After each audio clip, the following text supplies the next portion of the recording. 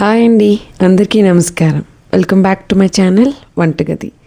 ఈరోజు ఈ వీడియోలో 5 మినిట్స్లో ఈజీగా ఇంట్లోనే చేసుకునే పల్లీ చట్నీ ఎలా తయారు చేసుకోవాలో చూద్దాం. దీనికోసం ఒక మిక్సీ జార్లో 250 గ్రామ్స్ వరకు వేయించిన పల్లీలు, అలాగే 4 పచ్చిమిరపకాయలు, 3 వెల్లుల్లిపాయ రెబ్బలు, అలాగే కొంచెం చింతపండు అన్నీ బాగా నలిగేలాగా కొంచెం కొంచెంగా నీళ్ళు వేసుకొని చట్నీ కన్సిస్టెన్సీలో దీన్ని మిక్సీ పట్టుకొని ఒక బౌల్లోకి తీసుకొని పక్కన పెట్టుకోవాలి. ఇప్పుడు తాలింపు కోసం స్టవ్ మీద పెనం పెట్టుకొని కొంచెం ఆయిల్ యాడ్ చేసుకొని 1 స్పూన్ శనగపప్పు, 1 స్పూన్ మినప్పప్పు వేసుకొని బాగా వేయించుకోవాలి. లో ఫ్లేమ్లో పెట్టి పప్పులు వేయించుకోవడం వల్ల పప్పులు అనేవి మాడవు, మనకి మంచి టెక్స్చర్ అనేది వస్తుంది.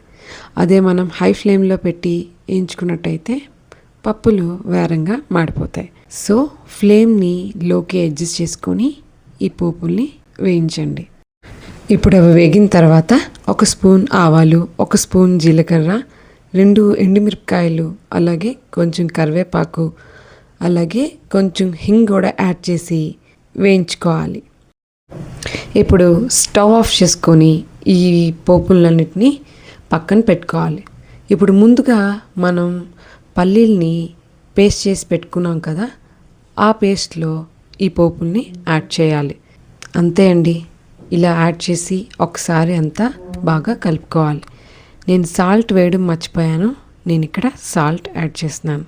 సాల్ట్ యాడ్ చేసిన తర్వాత ఒకసారి మొత్తం అంతా ఆ పోపులంతా కలిసేలాగా ఒకసారి అంతా కలుపుకున్నాను.